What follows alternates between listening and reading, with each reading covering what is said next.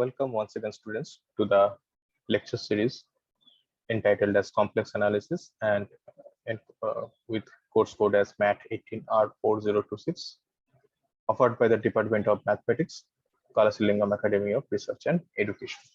So this is block 2 of unit 2.3.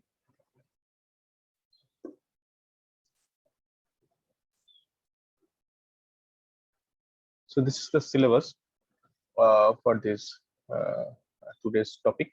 It's about Cauchy's integral formula and higher derivatives of analytic functions. So the outcome will be that we'll be knowing and we'll be discussing several complex integration formulas, and we'll also provide some examples to enhance your skill. Okay, and also applications in appropriate sectors. So this is the statement of the Cauchy's theorem. What it states? It states it's basically analogous to the Green's theorem for curl-free vector fields. Okay, so its statement is: suppose A is a simply connected region. Sorry. Suppose A is a simply connected region and f of z is analytic on A, and C is a simple closed curve in A. Then the contour integral over C f of z dz equal to 0. So if we again look at the conditions, the number one condition is that f of z need to be analytic, and it must be defined on a simply connected region A. A simply connected region in a complex plane, it simply means that the region cannot have a hole inside it. Okay, so for example, annulus cannot be a simply connected domain, whereas a disk, any circular disk around any complex number is a simply connected region. Okay, or in general, geometrically, we will say, or we will understand that simply connected region means it must not contain any holes inside it. Okay, so f of z is analytic on a simply connected domain D, and this C has to be a simple closed curve. Okay, closed curve means its initial point and terminal point, end point, both are same. Okay, simple means this curve do not intersect anywhere except the initial point and the end terminal point. So it cannot have a loop inside it. The only one complete round like this. Okay, it cannot intersect anywhere else in between. The only common point is, suppose the curve starts from at 0 and ends at 1. So that's when gamma 0 has to be equal to gamma of 1, since the curve is closed. But in between, there is no other common point. So with all this consideration, Cauchy's theorem states that integral over the curve C f of z equal to dz equal to 0. So this is a simple application. So let me take a highlighter to highlight. Yes, this is the integration over C 1 by z dz, and this C is the closed curve, is the circle centered at 2 with radius 1. So obviously a circle is a simple closed curve. It's quite obvious with by the definition of simple closed curve. And again, if we consider the domain bounded by the curve C, it doesn't have any hole inside it, right?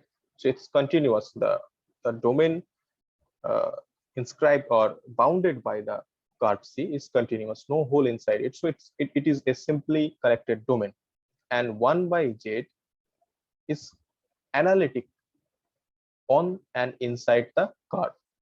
Since the only singular point, or the point where the curve is, where 1 by z is not analytic, is 0, and 0 is outside of this region bounded by the curve C.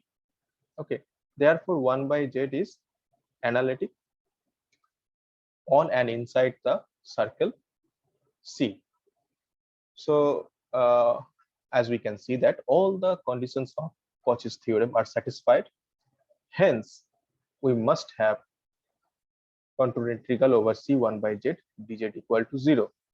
So this is very simple, and the aspects or the statements must be used very what do I say? You have to understand each and every aspects of the statements. First, the function must be analytic on and inside the simple closed curve. Okay, the domain must be simply connected and the given curve must be closed. Then only we can finally conclude the integral value will be 0. Okay,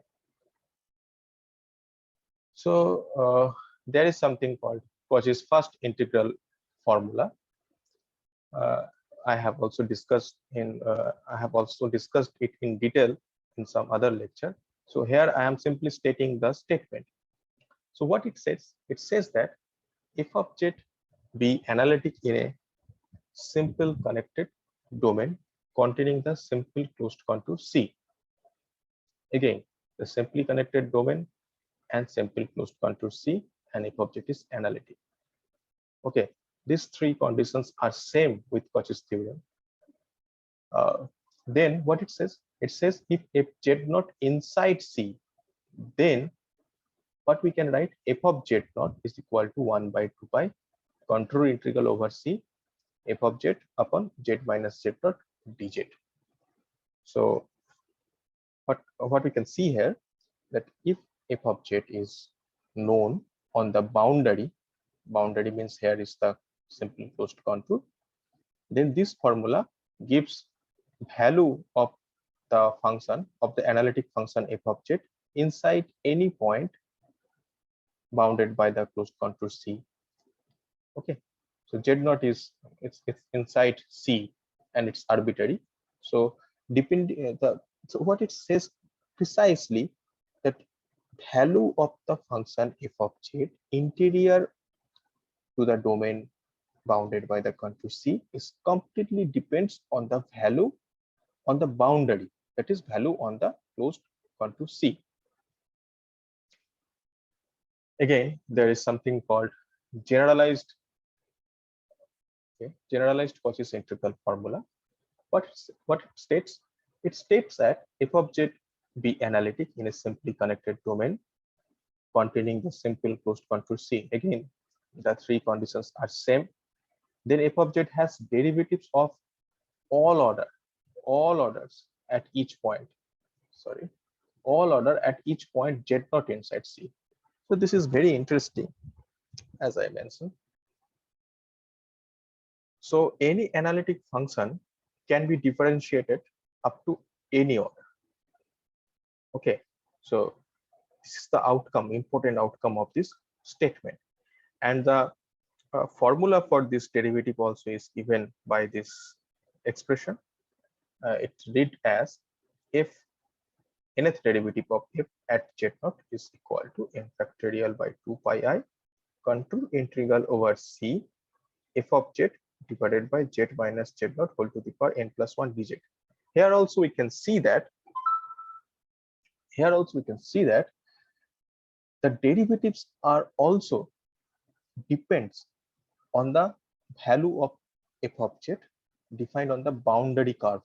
Okay, so we are trying to find out the value of the derivatives inside point of the region bounded by the contour C, and we can see from this formula, as I said, that this value is completely depends on the boundary value of f of z, that is value defined on the closed contour C.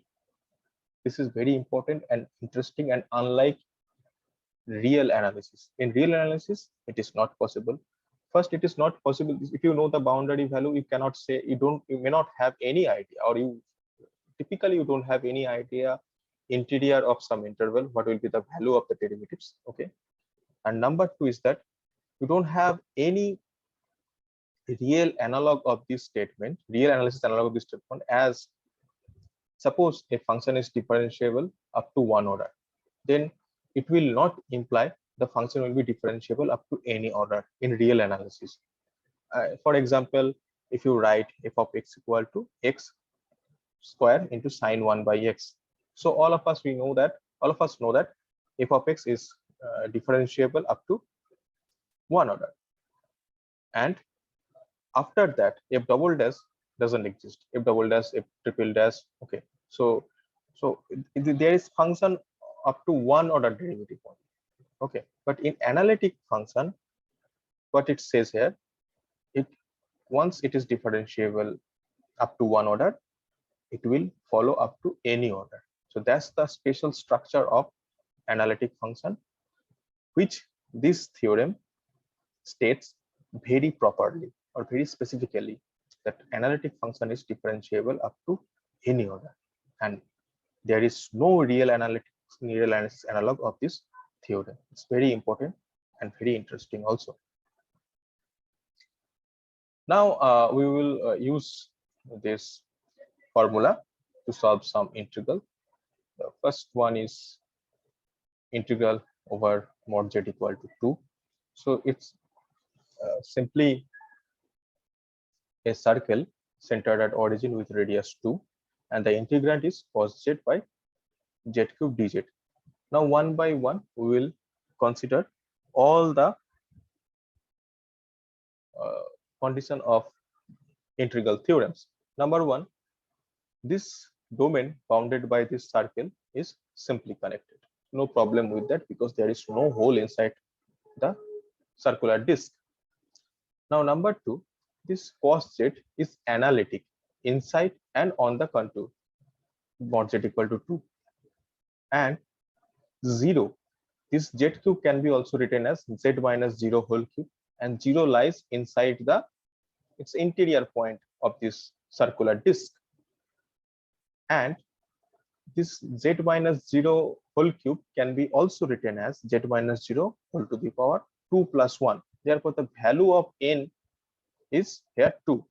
So I am actually following this formula. I'm just show this formula. Here the value of n is 2, z0 equal to 0, and f of z equal to cos of z. Okay.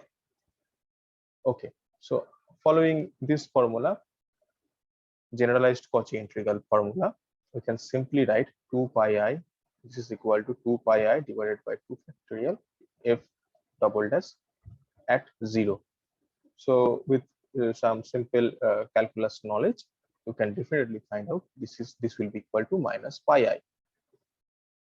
Okay, this is the next problem.